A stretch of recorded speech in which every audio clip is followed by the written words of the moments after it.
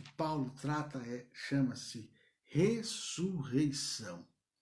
Ele lembra aos coríntios, ele escreve para os coríntios acerca da importância da ressurreição do Senhor Jesus. Porque se o Senhor Jesus não tivera ressuscitado, em vão seria a sua, a minha, a nossa fé, de todas as pessoas que confessam crer em Jesus e que já passaram por este mundo. A diferença do cristianismo é que, vamos dizer assim, o seu personagem principal, o importante, aquele onde a igreja cristã está fundamentada, ele está vivo. Outros líderes, outras pessoas usadas por Deus aí para fundar certas religiões, se você for lá no túmulo deles, eles estão lá, o corpo deles está lá. Tem umas aí que não pode nem falar, que não dá certo nem falar, mas tem muitas religiões por aí, propagadas por aí, que se você for ver o personagem dela principal, ele está lá no túmulo dele. Os ossos estão lá, tem algum lugar aí guardadinho. Mas Jesus não. Se você for no túmulo onde ele foi enterrado, né, lá em Jerusalém, se um dia você for, está vazio. Jesus ressuscitou.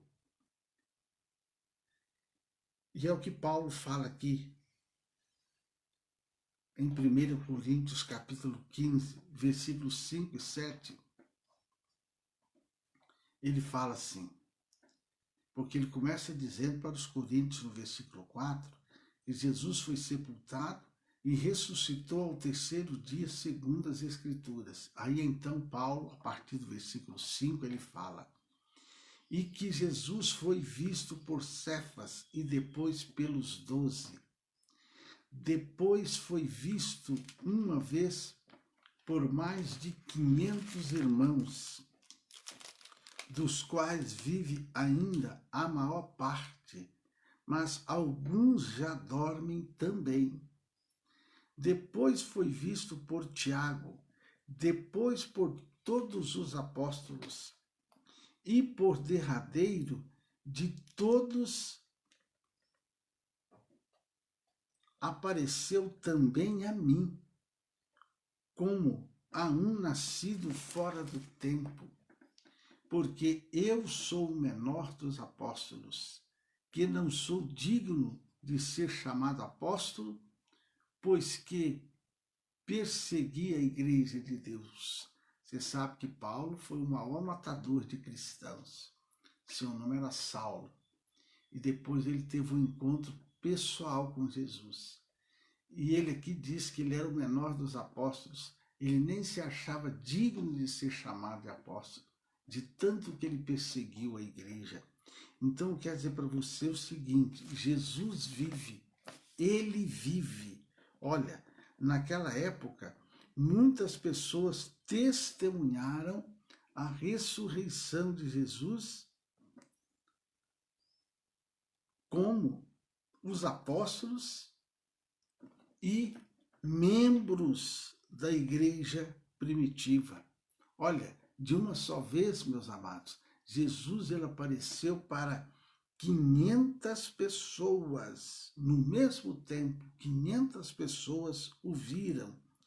Várias ainda eram vivas na época em que Paulo escreveu a carta. Então, quando Paulo, por isso que ele citou aqui Cefas, porque ele estava escrevendo a carta, contando, e ele falou, olha, Cefas está aí.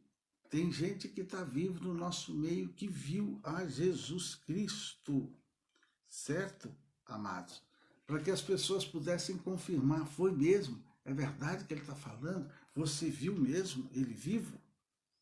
Então, queridos, a fé no Salvador não está apoiada em teorias ou em fantasias, mas em acontecimentos reais. Sua morte e sua ressurreição são verdades incontestadas. É por isso que o cristianismo, mesmo sendo perseguido, ele sempre cresceu. Aliás, o período que o cristianismo mais cresceu é exatamente quando ele foi perseguido. Pessoas morriam por causa do nome de Jesus e mesmo assim era mais gente se convertendo. Por quê? Porque ele vive, porque ele prometeu que ele ia ressuscitar, ressuscitou, todos os apóstolos os viram, mais de 500 pessoas o viram de uma só vez e eles testemunharam. E eu sei que você pode sentir a presença de Jesus todos os dias na sua vida. Eu sei que agora mesmo que você ouve essa palavra, seja agora ao vivo ou em outro horário, outro dia, eu sei que você está sentindo aí a presença do Senhor Jesus Cristo. Quando você para, quando você fala com Ele, quando você dá atenção. Hoje, a Bíblia diz que Ele está sentado à direita de Deus, mas através da pessoa maravilhosa do Espírito Santo que habita aí em seu corpo. Paulo ele fala que o nosso corpo é templo do Espírito Santo. Então hoje o Senhor Jesus, ele se faz presente na tua, na minha vida, através da pessoa maravilhosa do Espírito Santo de Deus. E Ele está ali nos céus intercedendo por nós. E quantas bênçãos você já recebeu, quantas graças você já recebeu.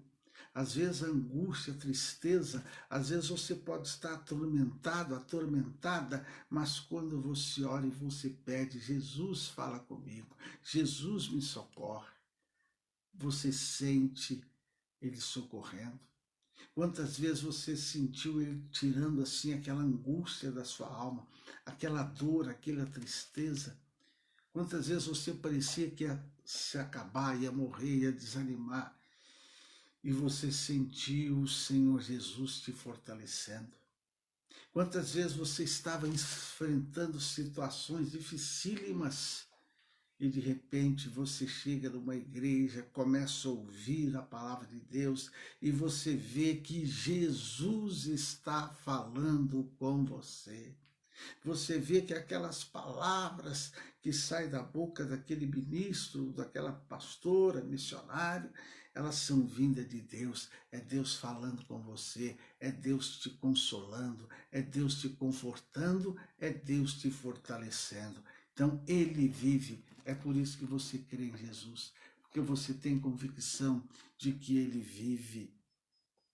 Eu quero dizer para você também que nós não podemos esperar de Jesus só nesta vida. É o que Paulo fala no versículo 19. Ó. Se esperamos em Cristo só nesta vida, somos os mais miseráveis de todos os homens.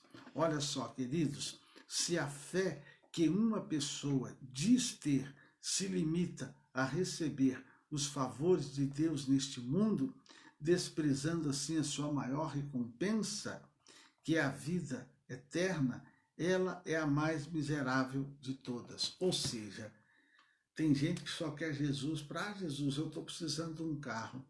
Jesus, eu estou precisando de uma casa. Jesus, eu estou precisando de dinheiro para pagar minha conta. Jesus. Tem gente que só quer Jesus nessa vida aqui. É que nem aquele soldado que mataram Jesus e depois julgaram sorte para ver quem é que ficava com a túnica dele. Eles queriam a túnica de Jesus, mas compromisso com Jesus eles não queriam. Tem gente que às vezes é assim, quer Jesus para resolver seus problemas. Mas Paulo fala que se a gente esperar Jesus só nessa vida, nós somos pessoas miseráveis, porque a bênção maior é a vida eterna, é a salvação de nossa alma. E finalizando, queridos, eu quero finalizar com o versículo 38, que diz assim: mas Deus dá o corpo como quer. E 15, 33. Não vos enganeis, as más conversações corrompem os bons costumes. Aqui não precisa nem dizer mais nada, não precisa nem de comentar, né? As más conversações corrompem os bons costumes. É bom lembrar disso. Se você conversar com gente que crê em Jesus, elas vão fortalecer sua fé. Como se diz, elas vão julgar você para cima. Agora, se você conversar com gente que é só negativa, você entendeu, não entendeu? Então entenda uma coisa, Jesus vive. Então procure andar com gente que crê que Jesus vive e que espera dele não só aqui para resolver seus problemas emocionais e financeiros, mas que crê que você vai morar no céu para todo sempre. Vamos tomar água. Querido Deus, eu estou abençoando agora essa água, esse ponto de contato, crendo, assim como a medicina fala, que tomamos água em jejum, e essa água limpa as toxinas, acidez, impureza do nosso corpo, eu profetizo que o teu filho, a tua filha vai tomar essa água e vai ser curado, vai ser abençoado, vai ser abençoada, em nome de Jesus. Pode tomar água. Então não esqueça, ele vive, como diz a canção, porque ele vive, posso crer no amanhã. Glória a Deus. E que o amor de Deus Pai, a graça do Senhor Jesus, a comunhão gloriosa do Espírito Santo, seja com todos vós hoje e sempre. Cristo vive.